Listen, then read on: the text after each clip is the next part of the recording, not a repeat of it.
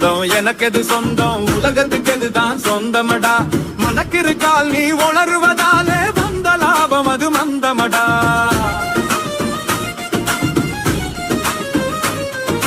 மனக்கிருக்கால் நீ உணர்வதாலே வந்த லாபம் அது மந்தமடா உனக்கு எது சொந்தம் எனக்கு எது சொந்தம் உலகத்துக்கு எதுதான் சொந்தமடா. பாசவலை அப்படிங்கிற படத்துக்காக எம்.எஸ். விஸ்வநாதன் ஒரு பாடல் தேடிக்கிட்டு இருந்தார்.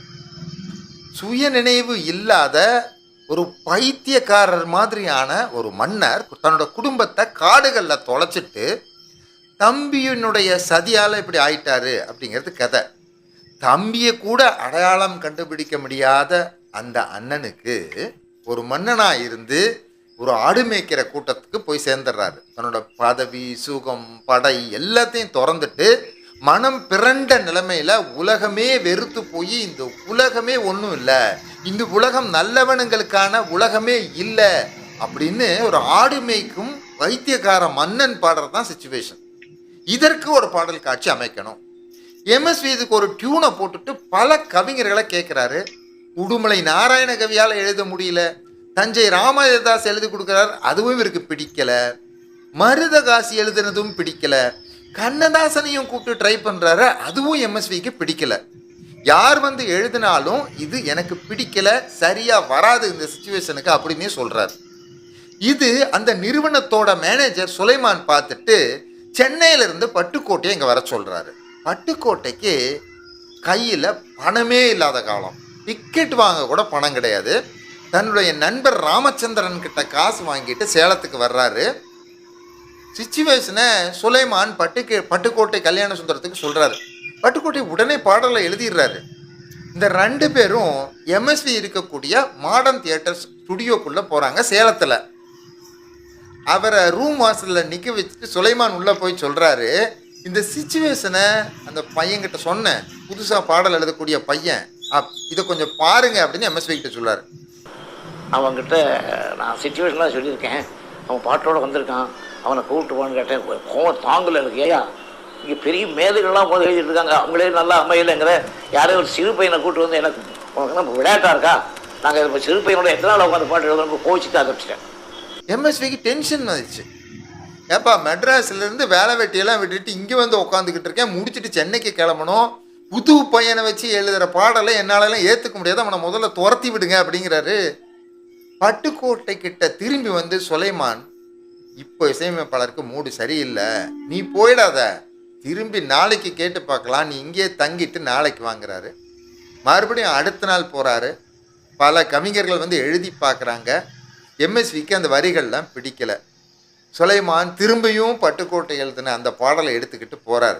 எம்எஸ்விக்கு மறுபடியும் கோபம் வருது.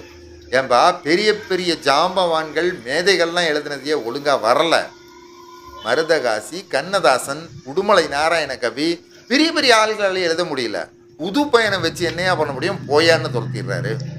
திரும்பவும் வந்து பட்டுக்கோட்டை கிட்ட சுலைமான் சொல்கிறாரு, கவலைப்படாத, மறுபடியும் நாளைக்கு வான்னு அனுப்பி வைக்கிறாரு. மறுபடியும் அவர் போயிட்டு அடுத்த நாள் வந்து வாசலில் நிற்கிறாரு. புகழ் பெற்றவர்களை காலம் எவ்வளவு பாடாப்படுத்தி இருக்குங்கிறதுக்கு இது ஒரு எக்ஸாம்பிள். அற்புதமான பாடலை எழுதிட்டு இசையமைப்பாளரையே சந்திக்க முடியாமல் காத்து கிடக்கிறார் பட்டுக்கோட்டை. தேர்ட் டே எம்எஸ்விக்கு பயங்கரமான மூட் அப்செட். சுலைமான் போய் இந்த பாடல் திரும்பவும் நிற்றார். இந்த பையன் 3வது நாளாக இங்கே வந்து நிற்கிறான், இதுக்கு நீங்கள் வாய்ப்பு கொடுக்க வேண்டாம், பாட்டை பார்த்துட்டு இது நல்லா இருக்கு இல்லை அப்படின்னு மட்டும் சொல்லிடுங்க, அந்த பையனை நான் போக சொல்லிடுறேன் அப்படிங்கிறார். எம்எஸ்விக்கு கோபத்தோட உச்சிக்கே போயிடுறார். இவ்வளவு கவிஞர்கள் எழுதியும் வரிகள் ஒழுங்காக அமையல, 3 நாளாக ஒரே பாட்டுக்கு நான் டைமை வேஸ்ட் பண்ணிக்கிட்டு இருக்கேன், புதுசாக வந்த பையனை கூப்பிட்டு பேச சொல்கிறிய போய்யா அப்படின்னு சொல்லி துரத்திடுறாரு. சுலைமானுக்கு அப்செட், இதுக்கு மேலே இவர் சரி வர மாட்டார் அப்படின்னு சொல்லி திரும்ப போகிறாரு. எம்எஸ்விக்கு ஏதோ மனசில் பட்டிருக்கு. சரி 3 நாளாக நிற்கிறான்னு சொல்கிறேன், சரி புது பார்க்கலாம் அப்படின்னு சொல்லி டக்குன்னு வாங்கி பார்க்குறாரு. மறுபடியும் உட்கார்ந்தோம். 2வது நாள் வந்தார். ஏன் நீங்கள் இப்படி அழட்டிக்கிறீங்க, போயா பாட்டு நல்லா வரல, வரிகளை எனக்கு பிடிக்கிறேன். சரி அந்த பையன் வந்திருக்கான், அந்த பையன்கிட்ட பல்லவி வாங்கிட்டு வர்றேன், நீங்கள் பாருங்கள், அப்படி இல்லைன்னாக்கா அவனை அப்படியே அனுப்பிச்சுடுறேன். 3 நாளாக அந்த பையன் வந்து நின்றுருக்காருங்க. வந்தார். சரி குடியா அப்படின்னு ஒரு சரிப்பாக சொன்னேன். பாட்டை பார்த்தேன். தொகைரான்னு போட்டிருக்கு. அவர்கிட்ட ஏற்கனவே சுச்சுவேஷன் சொல்லியிருக்காரு சுலைமான் சார். போனதான் குட்டியாடு தப்பி வந்தால் குள்ளநதிக்கு சொந்தம், குள்ளநதி மாட்டிக்கிட்டா குறவனுக்கு சொந்தம், தட்டுக்கட்ட மனிதர்கள் பட்டதெல்லாம் சொந்தம், சட்டப்படி பார்க்க போனால் 8 அடி தான் சொந்தம்னு எழுதியிருக்காரு. உனக்கு எது சொந்தம், எனக்கு எது சொந்தம், உலகத்துக்கு எதுதான் சொந்தம்டா. சட்டப்படி பார்க்க போனா 8 அடி தான் சொந்தம். உனக்கு எது சொந்தம், எனக்கு எது சொந்தம், உலகத்துக்கு எதுதான் சொந்தமடா. மணக்கிருக்கால் நீ உளறுவதாலே வந்த லாபம் அது மந்தமடா அப்படிங்கிற இந்த அருமையான பாடல். இந்த பாட்டுக்கு நான் உடனே டியூன் போடுறேன் அப்படின்னு ஆசையாக டியூன் போடுறாரு. பாடல் அற்புதமாக வந்துடுது. யாரையா பாட்டு எழுதின அந்த பையன் 3 நாளாக வாசல் நிற்கிற பையன் அவனை உள்ளே கூப்பிடுன்னு சொல்கிறாரு. அந்த கவிஞர் தான் பட்டுக்கோட்டை கல்யாண சுந்தரம். அரும்பு மீசையோட 20-22 பையன் நிற்கிறான். எம்எஸ்விக்கு ஒரே ஆச்சரியம். ஏப்பா நீயா இந்த பாட்டு எழுதுன அப்படின்னு கேட்குறாரு. அவர் நின்ன விதமும் அவரை அறிமுகப்படுத்திக்கிட்ட விதமும் அவருடைய கவிதை மீது அவருக்கு இருந்த நம்பிக்கையும் எம்எஸ்விக்கு ரொம்ப பிடிச்சி போயிடுது. அதிலிருந்து 2 பேரும் நெருங்கிய நண்பர்களாக மாறுறாங்க. ரெக்கார்டிங்கு போன உடனே இந்த செய்தியை பரபரப்பாக பேசுகிறாங்க.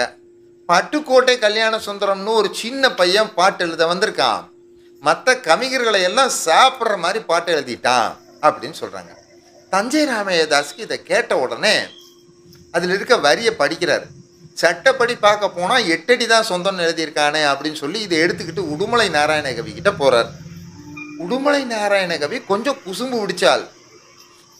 இவர் சொல்கிறாரு, என்னையா இங்கே பாரு 8 அடி தான் சொந்தம்னு எழுதியிருக்கான், செத்து போனால் புதைக்கிறதுக்கு 6 அடி தானே தேவை, இப்படி தப்பாக எழுதியிருக்கான், இதை போய் இவங்கெல்லாம் நல்லா இருக்குன்னு சொல்கிறாங்களே அப்படின்னு பதறியிருக்காரு.